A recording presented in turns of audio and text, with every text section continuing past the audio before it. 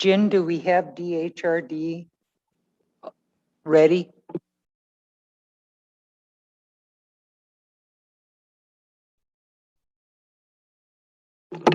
Okay, we'll call the meeting back to order.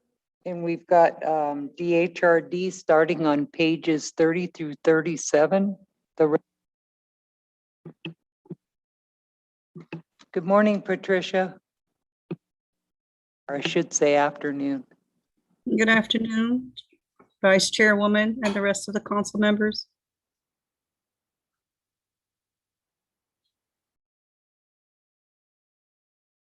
Whenever you're ready, go right ahead, Patricia. Thank you. If it's all right with you, I'm going to go ahead and let Mike lead since it is commodities and both of us know he's the expert when it comes to that. Good afternoon, Mike.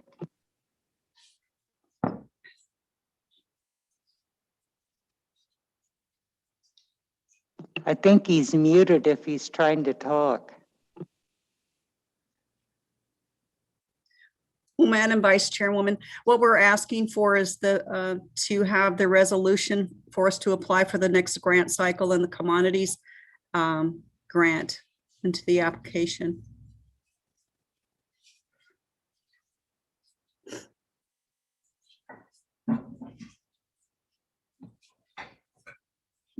So the resolution is on page 34.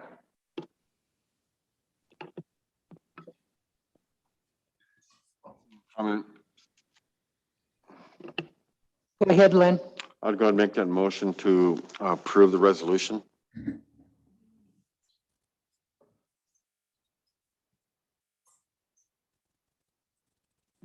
Okay, so Lynn made a motion. Do we have a second? Second by Dean. All those in favor?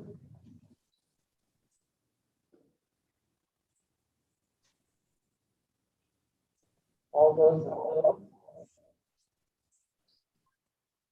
Abstain. Are you in favor, Martin? Shelley. Mike, are you live now? Yes, can you hear me? Yes.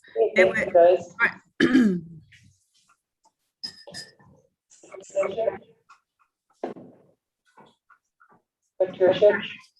I'm sorry, Madam Vice Chair. I didn't hear you. Might be there and we can't hear her. Can you hear me, Patricia? Yes, I can.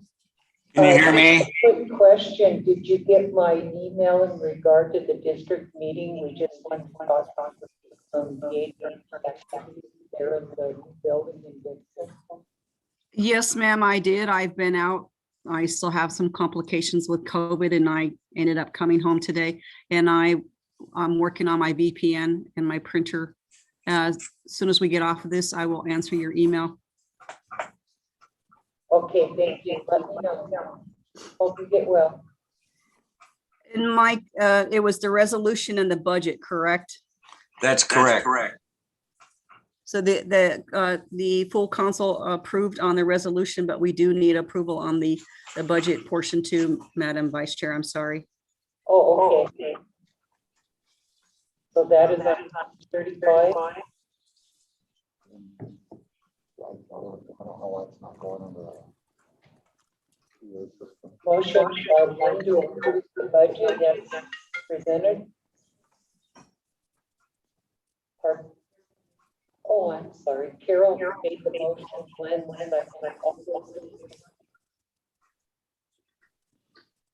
unanimous. Michelle,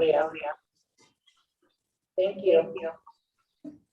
Thank you to all of you. Have a wonderful afternoon. You as well. Thank you, everyone. Thanks, Mike.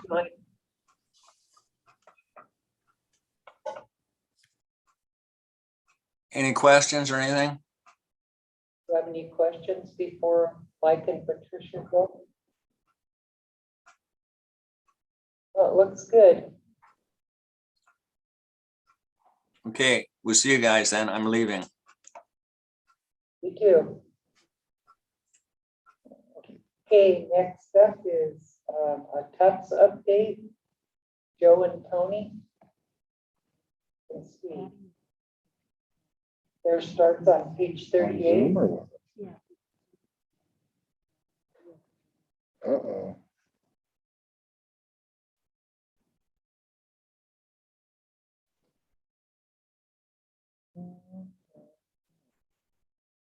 All right, you guys, get really loud right here.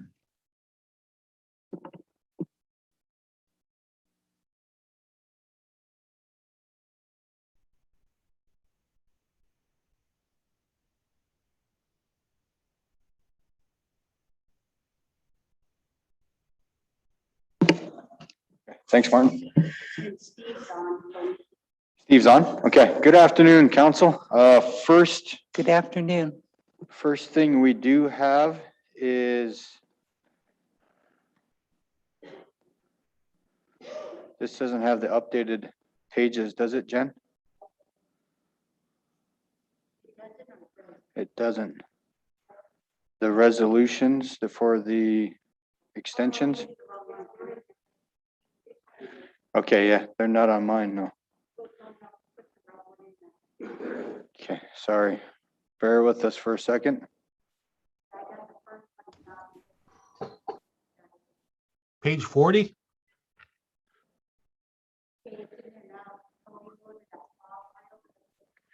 Okay.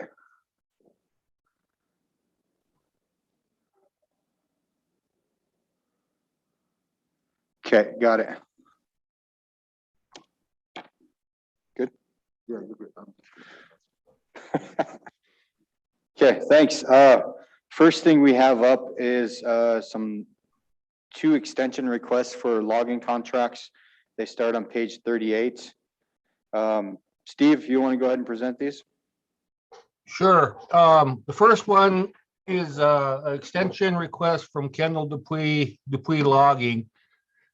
And it's basically he had 2 loads left to take out of the timber sale area and bring to the mill.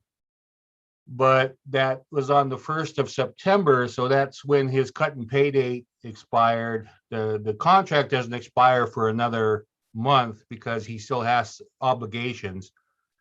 So we're asking for an extension of the cut and pay date to that for 1 month, just so we can process the revenue from, we need to bill him for those 2 loads, and then he needs to pay us, and then we can put it into the TAMs. So that extension request for this particular contract is just extending the cut and pay date, but we're not extending the other obligation date.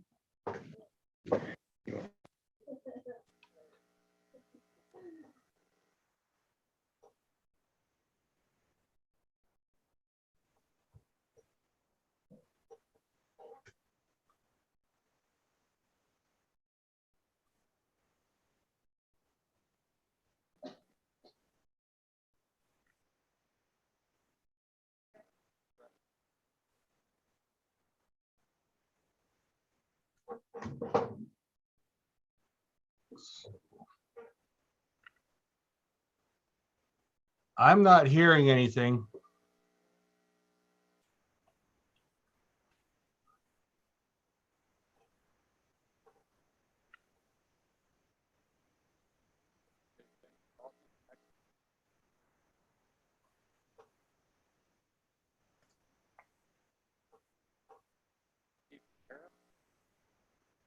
Tony, can you hear me?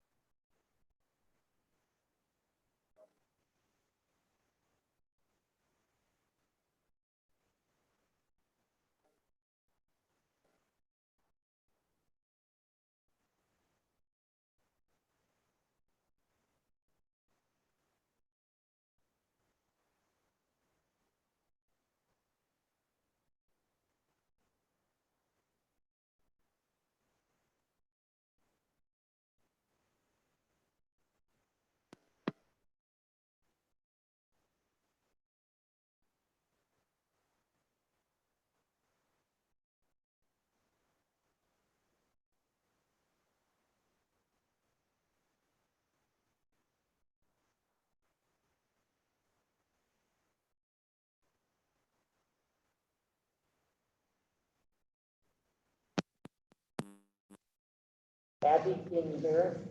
You can't.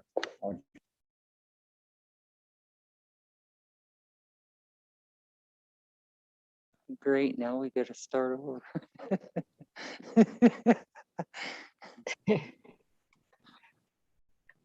Yeah, I could only hear Tony was the only one I could hear. What about now? Yeah, who was that? Martin? Yeah, I can hear you, Martin. Can you hear me, Abby? Yep, now I can hear you guys. Okay, so where did we lose you at? At the 1 o'clock or? No, where Tony requested the extension on the cut and pay date for 1 month. So you did get the DHRD, the two, Oh, yep, I Issues? got those. I just, if you did a motion on that cut and pay date for Dupuy logging, I don't have it. All I got was Tony's request for the extension for Dupuy logging. And that's where I lost you. I think that was just an extension. There was no resolution, Abby. I have a resolution for it though. Is there? Yeah, it was sunny side up. Carol made a motion and I think that was Charmel. Or no, excuse me, Lynn seconded. Thank you. Lynn seconded the FDPIR budget. Are we square, Abby? We ready to go with this next modification to the EVA poll? As far as I know, for the Dupuy logging, is it Carol and Charmel or Carol and Len? I believe it was Charmel did the second. Thanks. So I should be caught up. Okay, thank you, Abby. Okay, we're ready to go. Start again, Tony. Sorry. From the top, huh? So the second request here is on page 41, modification to Eva Paul logging contract for Mr. Brass. Again, he was evacuated from his logging area due to the Crooks fire. We want to extend his contract to March 31st for cut and pay and June 30th for all the other obligations. Page 42 is the resolution for the action. Madam Chair, I'd make the motion to approve the resolution to extend the contract. Motion by Martin, second by Bing. Questions? All those in favor? Motion carries unanimous. Okay, thank you. Next up, page 43. We want to go over the TUPS timber use policy statement that we developed recommendations coming out of our forestry advisory committee that we made. The two council members sitting on it is being Matt and Mike Dolson, along with Fran Cahoon, Dan DePoe, Ms. Corville, and Brad Morjo. So during those discussions in there, our first task was to dive into the TUPS policy and do an update on that. Page 41 or 44, sorry, has a summary of the changes. Not much changes happened. We tightened up some definitions, a few general regulations. We added some clarification for approving a non-member assistance form and made sure everything was, we brought performance bond requirements, so everything is up to par in every section. The one big change was 10,000 board feet per member once per year instead of once per lifetime. And I'll dive into those a little deeper here in a second. Get this page down. So going through the TUPS document here, every change is highlighted in yellow. Let's get to the first one, which would be on page 50 of you guys' packet. We added the definition of bid deposit. We talk a lot in forestry, a lot of lingo, and sometimes some permittees didn't understand the difference between bid deposit, performance bonds, advance payments, so we decided to make sure to have all those definitions applied in here. A bid deposit shall mean 10% of the appraised stumpage value and will be applied to advanced stumpage after bid is accepted. Next change is on page 51 of your packet. We updated immediate family definition to be in sync with the new tribal immediate family definition you guys approved in ordinance 69D. Page 52, we added a definition of forest products. Shall mean trees, boughs, limbs, bark, roots, cones, berries, shrubs, and other native plants that are found in the forest ecosystem. We made sure to clarify what letter of credit meant. Made a definition for log. The log shall mean part of a trunk or large branch of the tree that has fallen or been cut off with a diameter of 4.6 or greater. 4.6 is because at 4.6 that has become merchantable timber at that point, where you can saw it up and make money. Motor vehicle, made sure to add that definition there since there was clarification on skidding equipment and motor vehicle allowing for skidding equipment. We chose to go with a definition Joe found in the MDOT page, 26,000 pounds gross vehicle weight or under. Performance bond shall be 20% of the estimated value used or estimated stumpage value used for damage or loss of tribal land, water, timber improvements. If no loss or bond, the bond will be returned to the sale or the purchaser.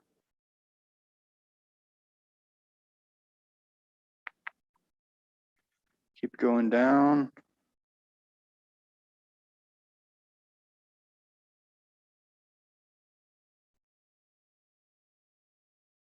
In general regulations, again, we added a motor vehicle definition there that a motor vehicle with a winch system is allowed to retrieve forest products. A mechanized device, either rubber tired or tracked, in which only cable and a winch system is used to retrieve fieldwood may be authorized by the FOIC. The mechanized device or motor vehicle must remain on an established road at all times. A mechanized device may require a bond to be posted if authorized by the FOIC. So we made sure to make a definition and clarification between skidding equipment and motor vehicle. Tony, Madam Chair, I have a question for Tony. Go ahead, Carol. If it's okay to ask, it's on the definitions, the trust asset. Is that in there? It kind of skimmed by it pretty fast and I don't remember seeing it when I went through it. Sorry.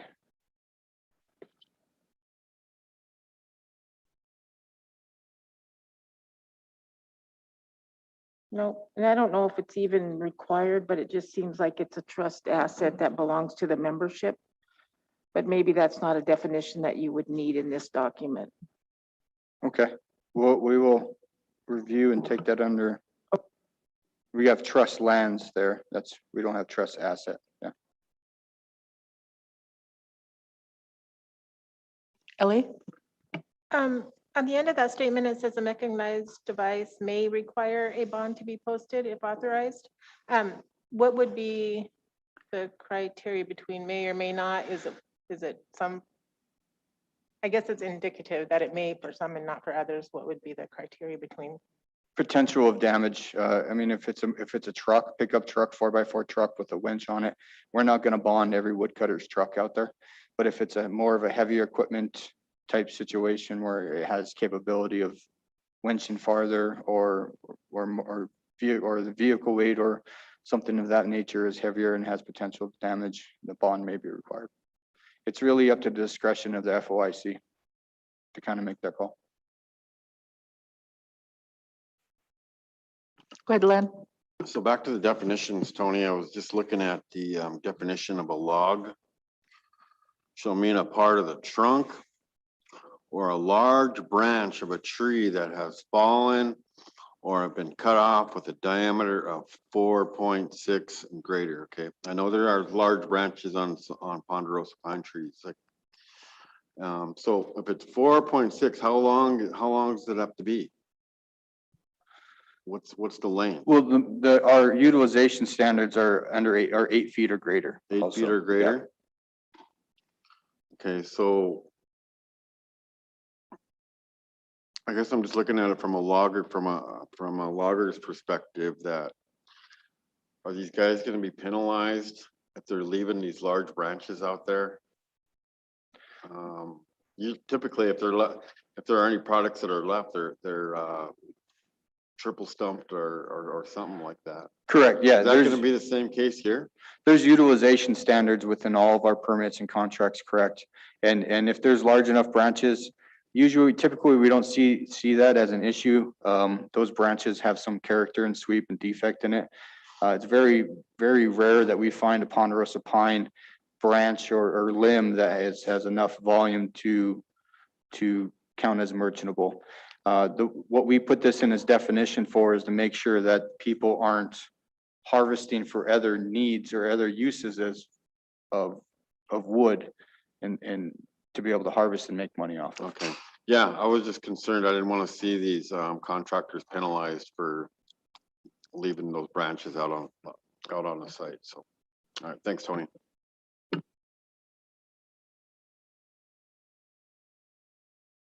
Move on down to the next change.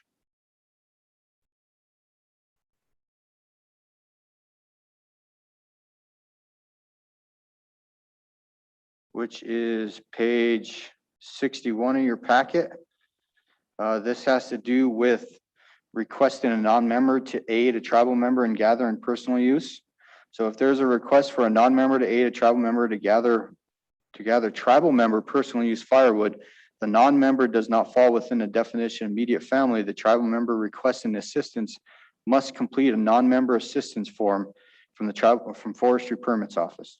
Tribal Forestry will review the application. Tribal Forestry will approve or disapprove the request after the review. Tribal Forestry Department head has signature authority for these requests.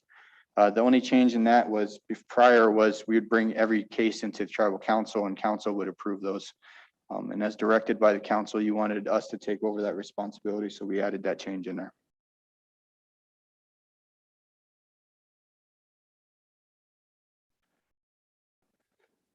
And this is where the next three here, we just made sure to in every category, we had the same language. A performance bond will be required for the use of skidding equipment and personal use firewood and personal use posts and poles and in house logs, barn poles, saw timber. Charmel? Thank you, Madam Chair. Thank Tony. So does that work well with that motor vehicle description that you guys had in that other section, or are those distinctly different because of the description of, I mean, in section 3E, the motor vehicle says rubber tired or tracked. So those don't have to work together, do they, as far as may require the bond or shall require a bond? No, when we refer to in this section here, performance bond will be required for skidding equipment, that's referring to the actual equipment that is actually in the ground or in the unit skidding out of the unit onto the road. That's where a bond will be required. It's not may be required, it will be required due to the potential of damage and skidding damage, ground destruction. Thank you for helping me understand it. Okay, no problem. Carol? That brings up a question to me. I thought skidding equipment had to stay on the road. No, a motor vehicle with gathering firewood has to stay on the road. Yes. Okay, This refers to when we're in post and pole and harvesting saw log timbers, skidding equipments will be bonded. There's lots of different sections and parts of this document. Yeah, sorry for the confusion. Again, forestry uses a lot of different terms. The big change here, there's a limit of 10,000 board feet per tribal member issued once per year. Materials shall be used to enhance their primary residence. Prior, we did it once per lifetime. And prior, we used to have a program where we actually had finished product available for tribal members. That's been non-existent for, at least 15 years. There was a budget. I don't know where that budget came from for that prior. So the process of issuing 10,000 board feet as follows. We get a lot of calls on this every month on people inquiring about this. Permittee shall present material list and building plans to forestry department for the review. The FOIC will designate the trees to be cut. Utilization standards will be specified in the permit, and the area must be evaluated and cleared by resource managers, and an appropriate NEPA document, compliance document has also been approved.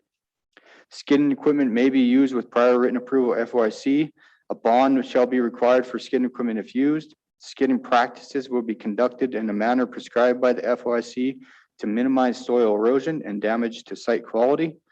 A permittee shall be responsible for cost of harvesting, yarding, loading, hauling, and milling. Permittee will be required to use such log accountability procedures as prescribed by the FOIC. So that's one situation where we have a person requesting 10,000 board feet and has the capability of logging it themselves. We may find an area previously cleared or pursue an area new to be cleared by NEPA to allow that harvest to happen. Or another situation that may happen, the tribal member shall enter an agreement with the current permittee or purchaser with FOIC consent of a current active timber sale to purchase the timber at green gate prices minus the stumpage. So since we're offering 10,000 board feet for a tribal member for the primary residence, we've waived the stumpage. So the stumpage is not coming to the tribe, but still they have to pay the logger for the logger's services. So a permittee or purchaser would deliver the wood to the milling, timber to the milling site. The tribal member would be responsible to pay for the milling cost of the timber, for the cost of milling timber into the lumber and delivery of the lumber. The lumber is to be used for enhancements of the primary residence, not to be used for sale, barter, or commercial gain. Questions? Charmel? Thank you, Madam Chair. I guess I'm just curious if you all discussed whether or not it would be helpful to add a definition for primary residence. We have a lot of discussion about that in other ordinance and policy discussions, you know. Whether that could be helpful or not, I don't know, but I'm assuming that primary residence would indicate that it isn't like a, you know, seasonal recreational spot. Or I would also assume that you would allow them to submit a building plan for a storage shed or something that's unattached to the primary dwelling, sort of a thing. Is that correct? Correct, yeah. It was for enhancement of their primary residence. Doesn't necessarily mean their house, but to enhance their primary residence. It could be used for a shop, could be used for a barn, shed, something like that, yeah, to enhance their primary dwelling. But correct, we had quite a bit of discussion on that of, can it be used for their commercial business site? Can it be used for their non-primary residence, their vacation home, their, you know, stuff like that. And we decided it needs, if the trust asset is going to the tribal member to help the tribal member, it should go to their primary residence.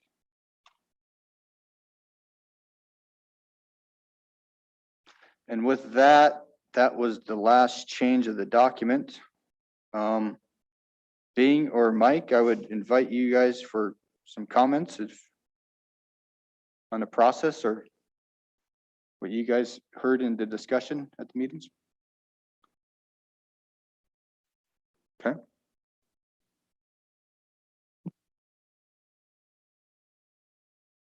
Lynn? I know this one's a difficult one to answer, but what is an estimated cost to mill 10,000 board feet? Just so tribal members have an idea of what they're gonna pay when they're seeking this. It's a good question, Len, and I don't have a good answer for you right now. I would have to call Mill and ask them. I could call Hunt's Timber or someone local like that and try to figure out a number for that. If I brought them some wood, how much they would charge me to mill that wood up. Okay, I think that would be valuable information for the membership to know before they start trying to start that process out, because when they hear that they get free 10,000 board feet, that's the first thing they think, well, I don't have to pay for nothing, not understanding that there's a milling cost for this and the logging costs and all of that. So And we've discussed that, and we should put something together. Like I said, we get called on this quite a bit every month. Maybe we'll get a issue paper drafted, and so when somebody calls us, we'll have estimated costs for each step that we could hand to them at the beginning of the process, so they understand. Thanks. Bing? Thank you, Madam Chair. Just to follow up on Len's question there are other private owners out there with sawmills that be glad to saw up your logs for you. I know there's one up in Arlee up there that used to own a meat shop up there in the Grey Wolf up there. Randy, yeah. Yeah, he's got a portable mill, and he asked me, if I ever needed any logs sawed up, he'd be glad to do it for me, but I never did take anything to saw. But he has his own little mill there to do that. So, and then there's probably a few others around the country here that does the same, so if you guys have to check around and see if there's those individuals out there that will do it, probably a lot cheaper. That's a great idea, Bing. We'll reach out there. I know Joe knows a lot of them. People that have private sawmills here, maybe we'll reach out and try to get a estimated price from them too. Try to put something together. Thanks.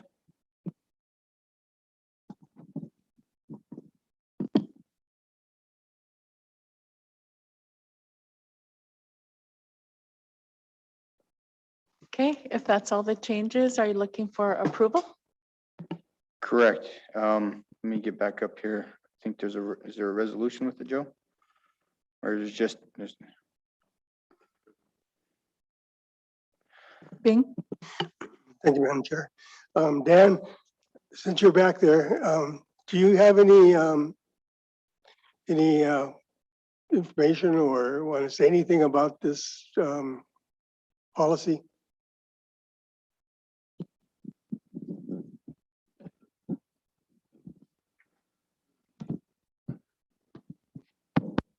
Yeah, well, to answer Len's question, I actually called Dupuy Lumber once, and it was $100 an hour, as much wood as they can saw in an hour is kind of what they charge.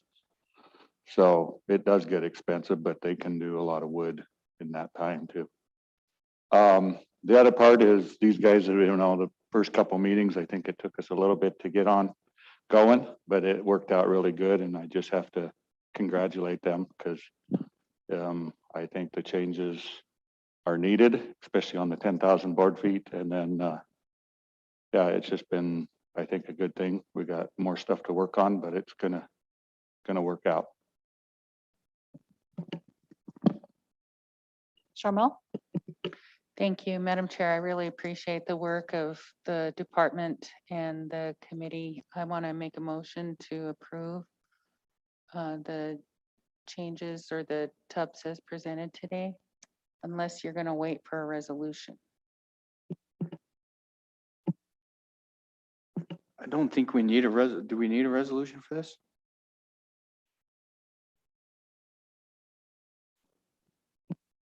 Len? This is in regards to the 10,000 board feet. So shall be used for the enhancement to the primary residence. Are you talking about the actual house itself? Can a tribal member utilize the 10,000 board feet to build a corral for their ranch operations or build a barn or something else, other than knowing that it's not part of their primary residence? Yes, they can. The previous definition said primary dwelling, and so we changed that to primary residence. So it includes more than just their dwelling. It includes their fence, their corrals, their barn, whatever they need to enhance their residence. Okay. Yeah. Okay, we had a motion by Charmel, second by Anita. Are there any other questions? All those in favor? Motion carries unanimous. Okay, thank you. I just wanted to add that this now will be a yearly updated document. So, with the right traction we got going on with the Forestry Advisory Committee, this is something we're gonna look at every year. So again, these are changes. If we don't see these changes fitting right, then there's always capability of changing more. Either enhancing other areas or continuing the process. It's a living document. Okay, Bing? Yeah, Tony, thank you, Madam Chair. Are we gonna still continue with meetings monthly, or are we gonna do this on a as needed basis? Nope, correct. We're gonna tackle another situation here shortly. This was just the first on our list to tackle. And so we are still gonna have monthly meetings. And I'm sorry, Dan, I didn't see you back there. You must have walked in. But we did invite the rest of the committee members here, but I know they're busy doing their normal job. So, but what I do gotta give thanks to them. I think the committee is working. I think we're getting their voices heard, and they're getting their constituents' voices heard. They're reaching out to the other woodcutters and loggers. So I think it's a very good process now where we're not making a policy without input. So I think it's working. But yes, we will be meeting monthly again. Mike? Thank you, Madam Chair. Tony, I got one question. Since we didn't have a meeting, what's going on with St. Regis Mill? St. Regis has decided, Idaho Forest Group has decided to close the mill. It's unfortunate. That's gonna hurt our system and our prices and it's one of our local mills that we outputted a lot to, and they're closing up shop. So that's now the only fur market we're gonna have locally is gonna be Weyerhaeuser. Yeah. And they were closing within mid-November, so it's pretty rapid closure. Right after, we were hoping they were gonna expand their mill even. They were talking about building, being able to take pine and restructuring their mill to be able to take more product instead of just stud wood, small fur. So it's come to a shock that they're closing down, but yeah, that's gonna hurt a little bit. So what mills do we have left? Weyerhaeuser is the primary mill up in Columbia Falls. And then we have TRL, Thompson River Company in Thompson Falls, Pyramid Lumber in Sealy Lake. And then we reach out some to, is it Sun Mountain? Sun Mountain over in Deer Lodge. And really, those are the more local mills that play with us. Every once in a while, we'll send some product to Hunts Mill and Dupuy Mill. We'll take some product, but they don't take the volume that TRL or Tricon or Idaho Forest Group and Weyerhaeuser did.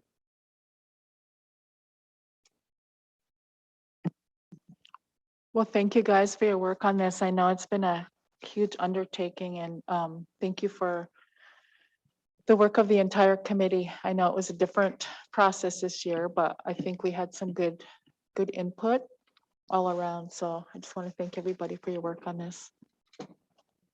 Okay, thank you guys.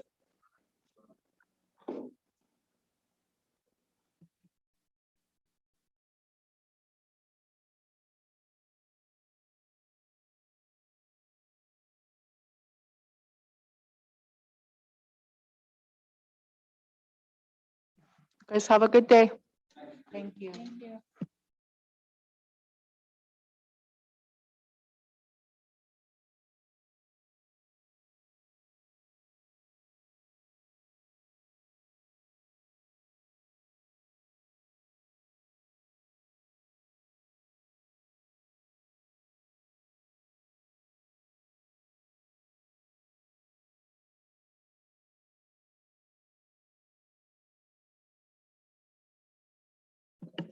Abby, can you still hear us? Yep, I can.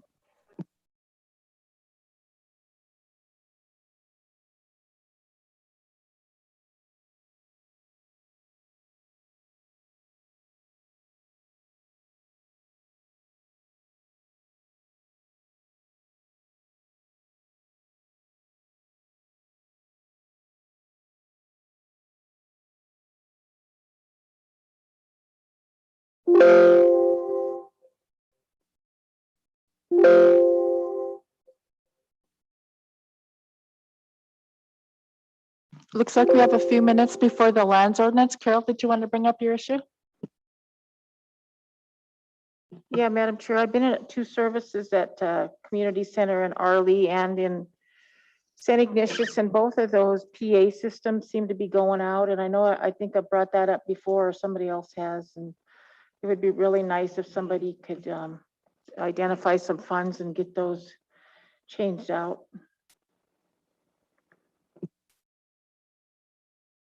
I had some other things over the weekend, but I believe they were all taken care of, so thanks to Jen and others.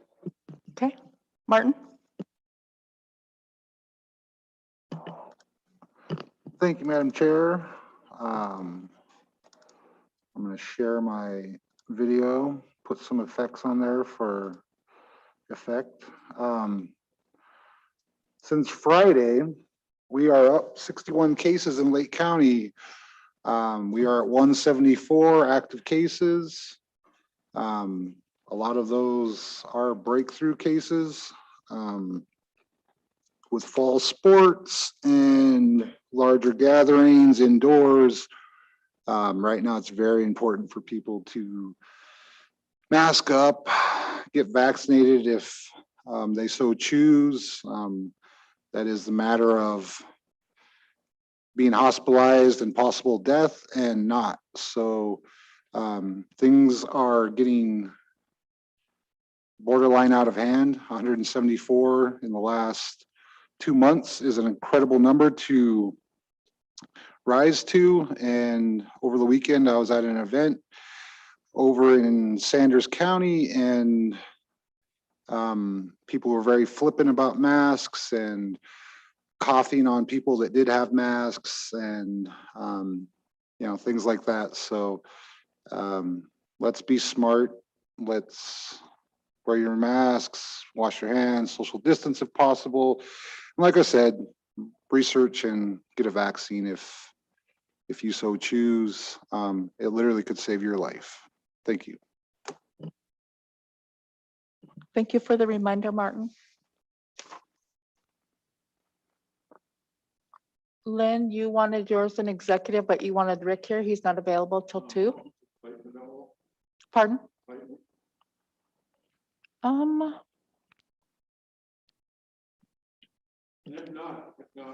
We can ask Jen to get Clayton.